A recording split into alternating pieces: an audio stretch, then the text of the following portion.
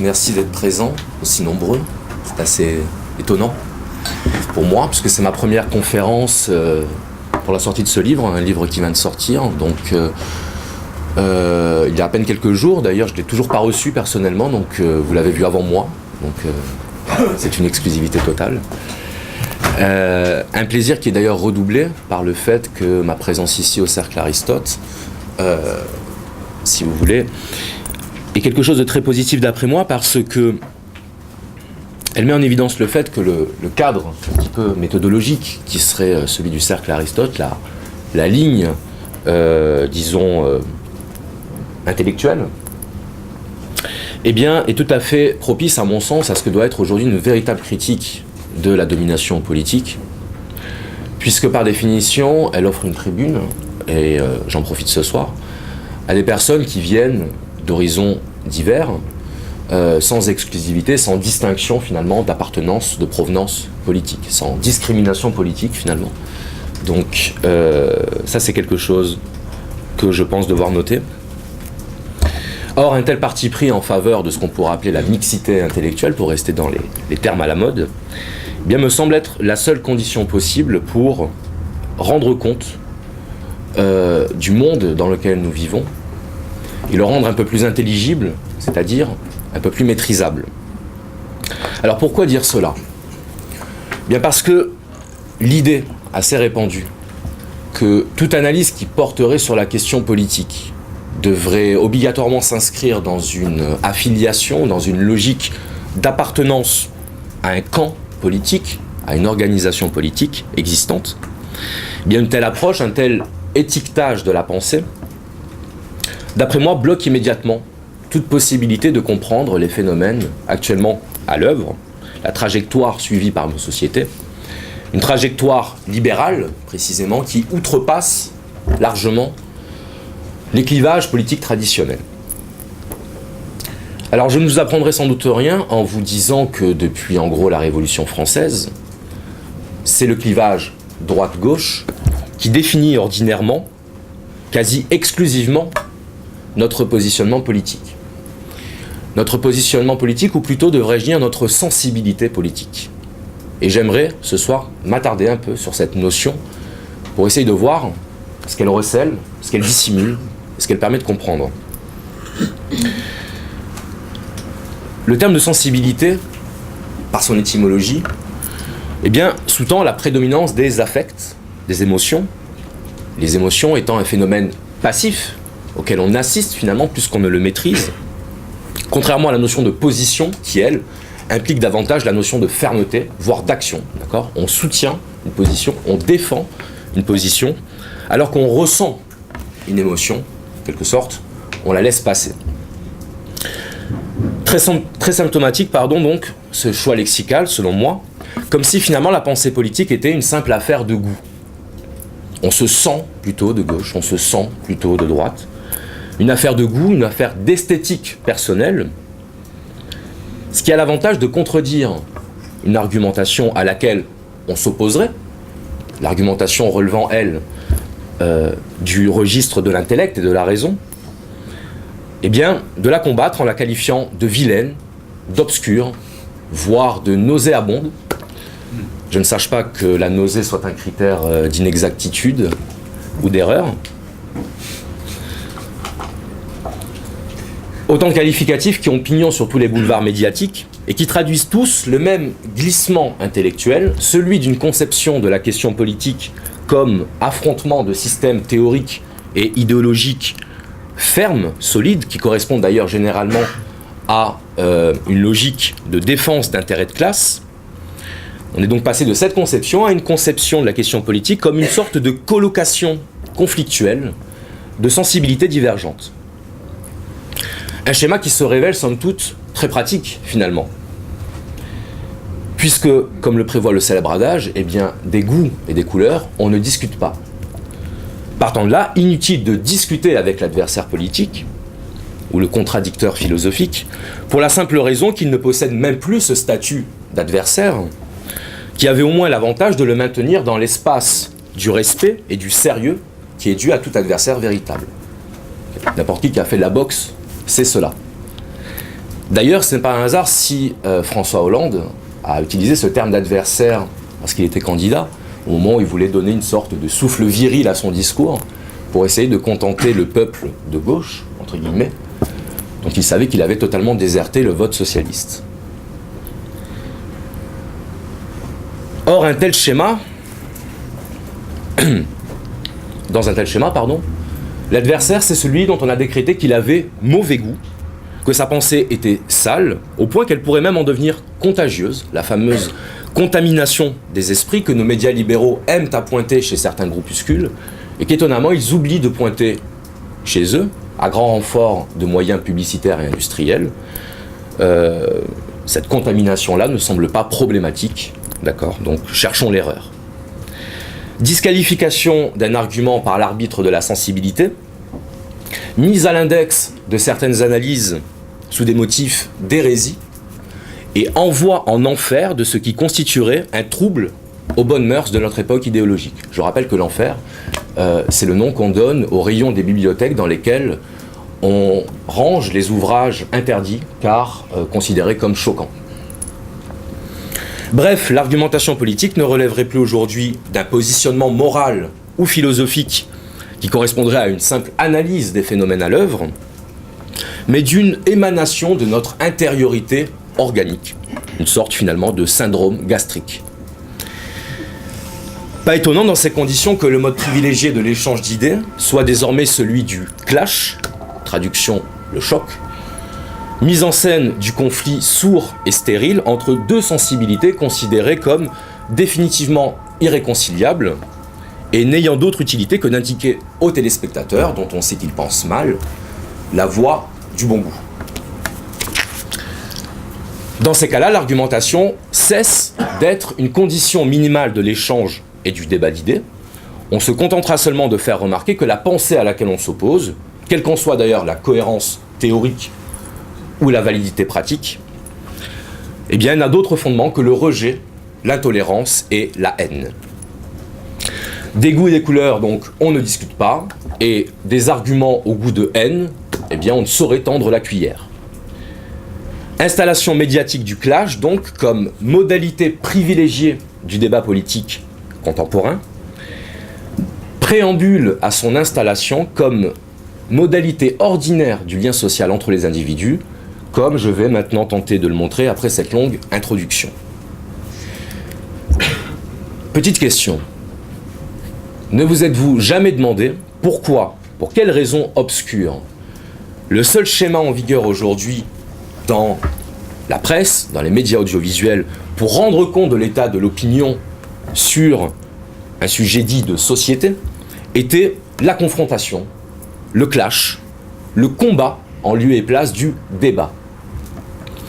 Le clash, donc l'affrontement stérile, au sens littéral d'improductif, d'infertile, qui ne produit rien, qui n'apporte rien, mais au contraire maintient, renforce, consolide le mortier de séparation entre sensibilités divergentes. Finalement, dans le clash, les divergents sont condamnés à ne jamais pouvoir converger. Les clasheurs, pour les nommer ainsi, repartent donc comme ils sont arrivés, plus ou moins amochés, plus ou moins décoiffés par la foire d'empoigne, mais parfaitement intacts sur le plan intellectuel, c'est-à-dire identiques à leur état initial, alors même que la pensée, depuis Socrate, a toujours eu pour effet recherché de modifier l'interlocuteur, d'influer sur lui, même insensiblement, même inconsciemment, mais de le modifier tout de même, puisqu'il aura, l'espace d'un instant, envisagé un point de vue autre, condition d'accès à une compréhension globale. Rien de tout cela dans la logique du clash, qui répond d'abord aux attentes spectaculaires du divertissement et du sensationnel, par le procédé bien connu de l'identification pouvant ouvrir potentiellement à toutes les démagogies concevables. Si on voulait faire un peu d'ironie, on pourrait dater à 1999 le moment du triomphe de cette nouvelle conception de la confrontation d'idées en simple étalage des sensibilités, puisque cette date correspond à la première diffusion d'une émission de télévision, que vous connaissez sans doute, et qui allait être appelé à symboliser par son nom le leitmotiv idéologique de notre époque, à savoir l'émission C'est mon choix, diffusée sur France 3 pendant 5 ans, et dont le principe était de mettre en scène, littéralement, on est toujours dans le registre du spectacle, des individus fiers d'exhiber devant la France entière leurs particularismes ou leurs options de vie privée. Quelques exemples donc de sujets traités dans l'émission. Je n'aime que les femmes musclées. Je n'accepte pas l'homosexualité de mon fils. D'accord ? Ou encore, je porte des strings sous des vêtements transparents et ça me plaît. Ça, c'est ma préférée. Diversité des sensibilités qui veut qu'on puisse désormais se dispenser d'avoir à produire une argumentation, d'avoir à rendre des comptes sur ces dits choix, dès lors que le dit choix est vécu comme le simple résultat de notre liberté à vivre selon nos propres options morales ou philosophiques. C'est mon choix, on aurait pu aussi bien ajouter « et je t'emmerde », puisque, après tout, le but d'une telle émission, comme le but de toute mise en scène de sensibilités divergentes, n'est évidemment pas de parvenir, selon le schéma philosophique bien connu, à ce qu'on appelle une synthèse. La synthèse, c'est le moment de la réconciliation de la thèse et de l'antithèse, d'accord, le moment où elles se réconcilient dans une complémentarité positive. Réconciliation par la synthèse qui présente le tort irréparable, aux yeux évidemment des cadres médiatiques, et bien de contrevenir aux lois du spectacle permanent. C'est mon choix, ou la validation médiatique de l'idée que nos opinions relèveraient d'abord de notre liberté, la liberté de l'adolescent rebelle fier d'arborer un fuck sur sa casquette Dolce Gabbana à paillettes, cette même liberté qui pousse à croire qu'on pourrait récuser de la loi de la gravité sous prétexte que l'on voudrait avoir des ailes. Or, la mécanique de la pensée se moque bien du prétendu droit libéral à l'autodéfinition, à l'autoproduction de nos opinions. Son parcours est toujours pré-balisé, prédéterminé par la série des oppositions et des réfutations que toute pensée est fatalement conduite à croiser sur sa route.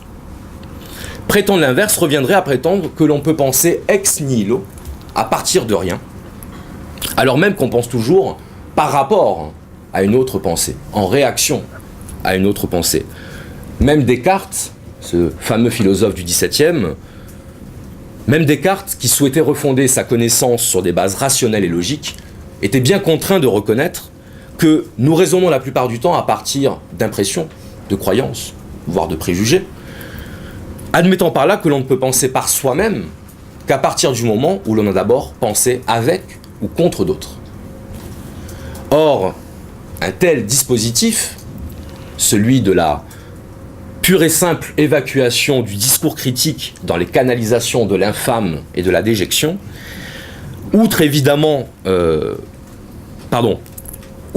évidemment sur un champ infini de possibilités.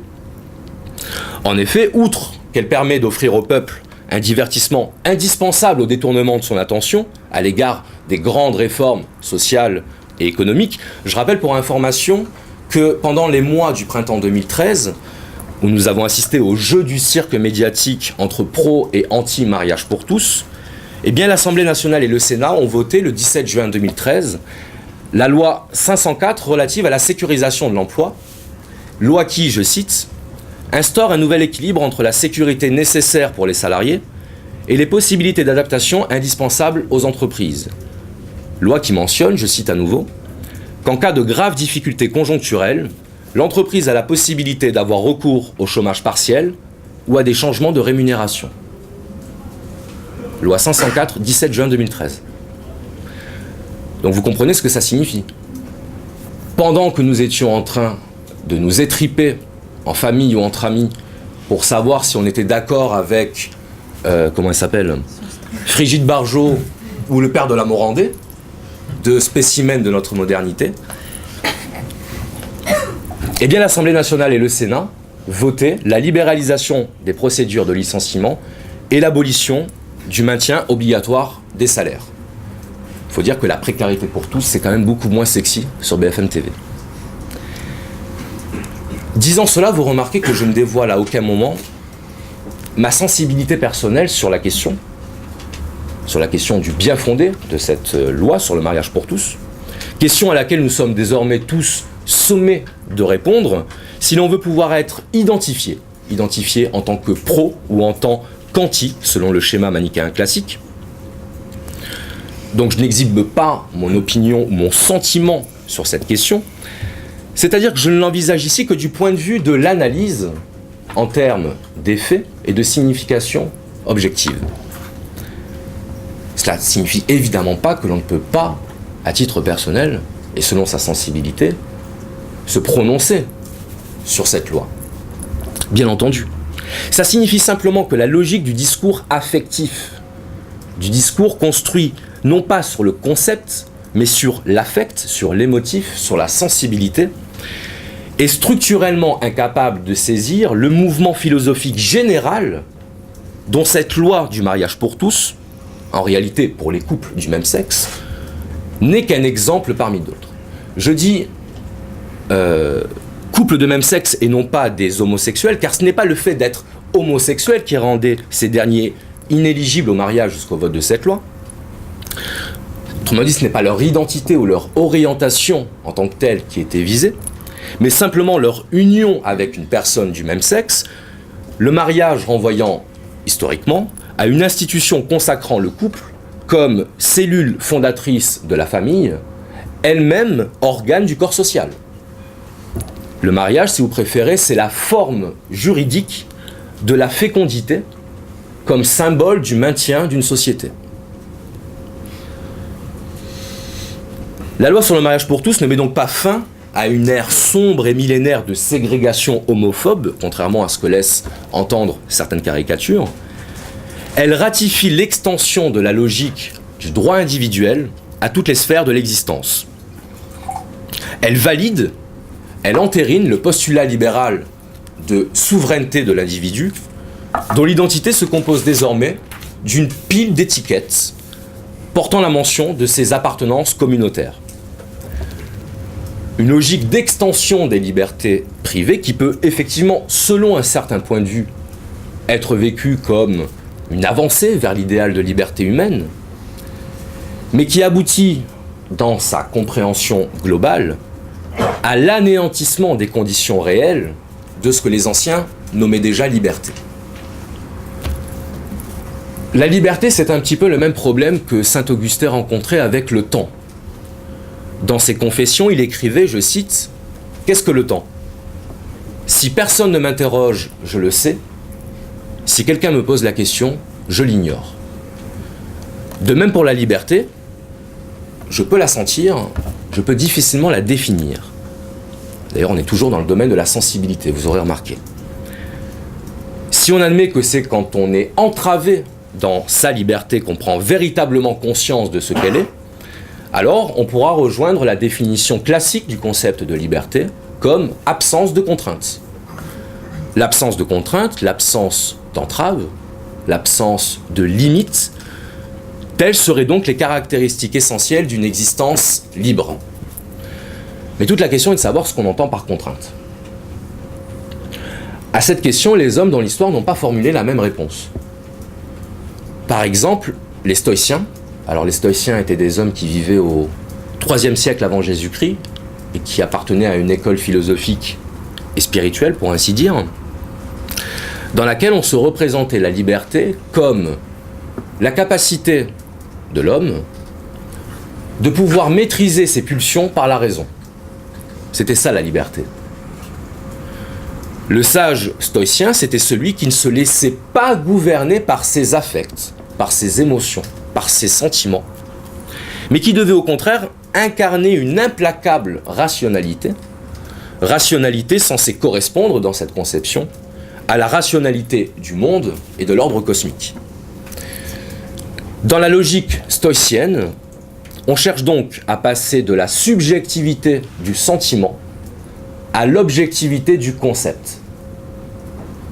Bref, on se rend bien compte qu'une telle définition de la liberté est aux antipodes de la définition moderne ou libérale de la liberté, puisque la définition libérale de la liberté, le pléonasme n'est qu'apparent, c'est au contraire la destruction de tout ce qui, dans les mœurs, dans les coutumes, dans l'organisation sociale, fait encore obstacle à ma libre poursuite, à la libre réalisation de mon désir individuel. D'ailleurs, il n'a pas besoin d'aller chercher les stoïciens pour se rendre compte de l'écart abyssal qu'il y a entre cette définition libérale de la liberté et les définitions classiques de la liberté. Rousseau, par exemple, écrivait qu'il n'y avait aucune liberté possible sans loi, c'est-à-dire sans contrainte, au sens où on l'entend de nos jours, c'est-à-dire au sens négatif de limitation du désir. Réduction hédoniste donc du concept de liberté, autrement dit, redéfinition de la liberté, non plus comme capacité de ne pas obéir à nos pulsions, volonté de ne pas être l'esclave de nos passions, mais comme pouvoir de transgresser toutes les normes qui font obstacle à mon désir. Le glissement progressif de la raison vers la sensibilité est donc, comme vous le voyez, partout à l'œuvre. La plupart d'entre vous ne me connaissent peut-être pas, du moins en dehors de l'affiche de l'événement qu'ils ont reçu ce soir, pour savoir quel était le thème de la conférence. Une affiche d'ailleurs sur laquelle j'ai eu l'honneur d'apparaître dans une photo où j'apparais pas forcément sur mon profil le plus anticapitaliste, il faut bien l'avouer, mais c'est pas grave. Pour ma défense, je dois préciser que, contrairement, excuse-moi, je te reprends, je ne suis pas un intellectuel, en tout cas je ne me définis pas comme un intellectuel, encore moins comme un philosophe, ni même comme un auteur. D'ailleurs, c'est une raison pour laquelle je m'autorise moi aussi à ne pas obéir à certaines contraintes liées à ce statut. Parce que mon travail ne se prévaut ni de l'expertise universitaire, on pourra en reparler pendant les questions, ni même de la prescription politique. Il n'a d'autre prétention que d'introduire ce que je crois être un petit peu de lisibilité dans un spectacle libéral en grande partie crypté. S'il y a un mérite au titre de philosophe, donc, c'est celui-ci. Le philosophe, c'est celui qui s'efforce de remonter de la profusion des faits à l'unité des principes. C'est celui qui tente d'appréhender les phénomènes qu'il observe comme manifestation d'un tout, comme symptôme. C'est ça en fait le philosophe, ce n'est rien d'autre que ça. La reconduction de la pluralité du sensible à l'unité de l'intelligible. Formulé autrement, la remontée du chemin qui permet de comprendre la trajectoire des idées et leur concrétisation dans la pratique. Pour revenir à l'exemple du mariage pour tous, que j'utilise un petit peu comme le cobaye expérimental de cette conférence, puisqu'il illustre parfaitement le mouvement idéologique libéral actuellement à l'œuvre, il s'agit de montrer, au-delà des divergences de sensibilité, que sa signification politique profonde demeurera incomprise aussi longtemps que l'on refusera de le considérer comme résultat logique et nécessaire du mouvement libéral individualiste décrit précédemment. Un mouvement libéral global qui, dans son déploiement, fait tomber un à un les dominos sociétaux avec lesquels on amuse et on distrait les masses laborieuses, de toute façon considérés comme également inaptes à la compréhension par nos chers Christophe médiatiques, référence au superviseur dans Truman Show. Le philosophe allemand Emmanuel Kant, au XVIIIe, a construit une théorie philosophique dans laquelle il explique, je simplifie, que l'esprit humain n'est capable, de par sa structure, de ne connaître que l'apparence de la réalité, et non pas son essence, sa vérité, si vous préférez. Selon Kant, la réalité ne nous est à jamais inconnaissable. Tout ce que nous connaissons, ce sont ce que Kant nomme les phénomènes. Les phénomènes, ce sont les événements, les individus, les situations visibles, concrets, réels, qui révèlent une logique invisible et sous-jacente. Voilà ce qu'est un phénomène. Les phénomènes, ce sont les révélateurs d'un mouvement global imperceptible par nos sens. Après Kant, un autre philosophe semblait, lui, être plus optimiste. Il s'appelait Hegel, c'est aussi un Allemand, Et il soutenait que les phénomènes, si on remontait leurs traces, nous conduisaient à ce qu'il y avait derrière eux, c'est-à-dire à leur logique. Je suis un hegelien. Logique qui, une fois qu'on l'a identifiée, eh bien, nous fait apparaître le phénomène comme évident, comme nécessaire. Ce qui signifie que toute tentative de compréhension des enjeux et des finalités de des phénomènes actuellement à l'œuvre suppose de parvenir à s'affranchir de sa propre sensibilité, on en revient à la thématique stoïcienne, s'affranchir de sa propre sensibilité pour cesser de se rapporter au phénomène sur un plan seulement affectif, subjectif et immédiat, et ainsi pouvoir l'appréhender comme phénomène résultant de l'accomplissement d'une logique historique et intellectuelle. Si j'insiste là-dessus, c'est parce que je souhaiterais que cette conférence, une fois n'est pas coutume, vous fasse apparaître le devoir et la nécessité, pour tout discours critique, de ne pas sous-estimer l'épaisseur du cuir affectif qui revêt l'ensemble de nos opinions personnelles et de nos représentations, et qui impose à toute personne sincèrement engagée dans le projet antilibéral de ne pas limiter son discours à la seule question des conséquences culturelles du libéralisme, mais au contraire d'en faire apparaître les ramifications et les finalités réelles. De mémoire de philosophe, on n'a jamais convaincu personne en le traitant de connard. Ni même d'ailleurs en lui disant « c'est mon choix et je t'emmerde ». En revanche, on a quantité d'exemples qui démontrent qu'on peut rallier une personne honnête à sa cause dès lors qu'on plaçait son rapport à elle, non pas sur le territoire du clash et de l'exhibition affective, mais sur le territoire bienveillant de la synthèse. Autre terme d'origine hegelienne d'ailleurs. La synthèse, donc, l'art de la réconciliation des opposés, par la mise en évidence du caractère, pour ainsi dire, artificiel, ou du moins momentané, de l'opposition. Mise en opposition artificielle de la gauche et de la droite, qui relèvent toutes deux d'une même logique, la logique libérale, mais à partir de sensibilités divergentes. Mise en opposition factice des pros et des anti-mariage pour tous, également soumis à la persécution économique de classe. Mise en opposition des catholiques et des musulmans, également objet de mépris et de dérision par le matérialisme libéral, pour lequel toute manifestation du sacré et de l'immatériel ne peut relever que d'un esprit rétrograde et irrationnel. Mise en opposition des Français indigènes et halogènes, des femmes et des hommes, des supporters du PSG et de l'OM, puisque finalement, ça revient à ça. On endosse un maillot affichant la couleur de notre sensibilité, de façon à voiler la convergence objective de nos conditions d'existence et de nos intérêts de classe. Mise en opposition comme règle médiatique et humaine permanente, puisque la religion serait le lieu du fanatisme, l'école le lieu de l'oppression de l'élève par le maître, le couple le lieu de la domination de l'homme sur la femme, j'ai failli me tromper, sans même nous rendre compte qu'en participant à cette logique de la domination, cette logique du conflit, du clash, qu'on nous présente finalement comme la seule condition possible de l'émancipation et de l'accomplissement humain, pendant que nous faisons rivaliser le poids de nos sensibilités individuelles, eh bien, la domination peut avancer ses pions sur tout l'espace de l'échiquier libéral.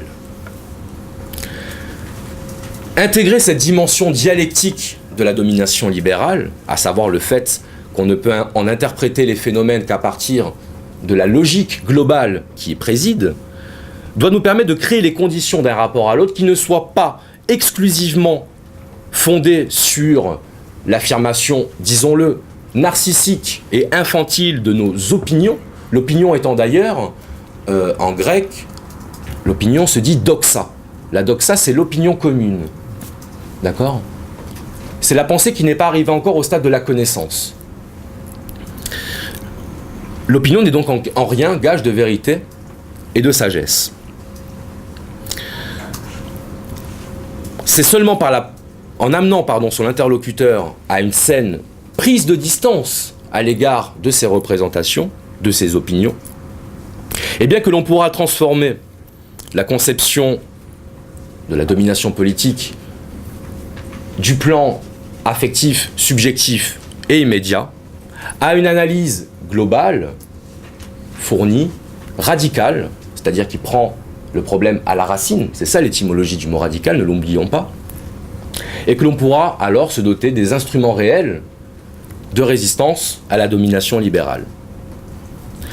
Intégrer cette dimension dialectique de la domination libérale, donc, je le répète, mais aussi prendre conscience du formidable travail de conditionnement idéologique et culturel accompli par les détenteurs des moyens de production idéologique, les dirigeants de l'industrie de l'information et du divertissement, afin de créer les conditions du démantèlement pur et simple du lien social, observable entre mille exemples, à la fragilisation croissante des relations humaines, on préfère désormais remplacer que réparer, et qui annonce en même temps qu'elle la renforce, l'atomisation du peuple en une multitude de cellules sociales autosuffisantes.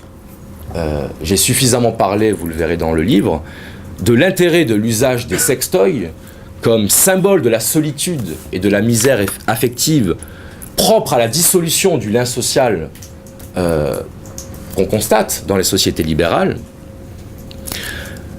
Parcellisation des individus, donc, qui préparent leur impossibilité future de s'unir pour une cause commune, puisque le système préférera toujours 10 foyers qui se déchirent à un foyer qui s'unit. Derrière le joyeux sobriquet de diversité, tant célébré par le spectacle, ce qui est à l'œuvre, c'est bien plutôt une opération de divergence, de divorce à l'échelle planétaire, et ce dès nos premières années. Voir à ce sujet l'apparition des e-books pour enfants en bas âge, je suis tombé là-dessus une fois, où on a le plaisir de voir un enfant qui manipule un e-book et lorsqu'on lui met un livre réel entre les mains, il essaye de tourner les pages en passant son index sur les pages. À méditer. Dans le petit essai que j'ai écrit sur Michéa, je conclus sur un éloge philosophique de la convivialité comme moyen concret de lutter contre les effets dévastateurs du libéralisme triomphant. Il est vrai que cette apologie de l'esprit d'entraide et de la camaraderie est loin de suffire à définir les bases pratiques d'une authentique résistance à la destruction libérale du monde. Cependant, et si on prête un peu de valeur aux propos que j'ai essayé de développer dans cette conférence, et pour peu que l'on n'ait pas un penchant persistant à la mauvaise foi, ce qui est tous notre cas, eh bien on s'apercevra qu'une grande part des raisons du maintien et de la pérennité du système de domination libérale procède en réalité de notre incapacité réelle à créer les conditions du dialogue, de l'échange intellectuel, de l'échange argumentatif, qui seul permet véritablement de donner une chance à notre voix d'être entendue. S'il faut appeler cet effort qu'il nous faut accomplir pour espérer pouvoir nous libérer du joug de la domination actuelle pédagogie, eh bien, soyons pédagogues. Ou bien assumons de n'entendre comme réponse à nos discours que l'écho de notre voix. Et s'il faut appeler convivialité cette modalité du lien social par laquelle je me rapporte à l'autre comme sujet d'une concorde possible et non pas comme objet d'une discorde certaine, alors vive la convivialité. Dans tous les cas, les mots se taisent face aux actes. Je vais donc me taire maintenant pour laisser la place à l'échange. Je vous remercie.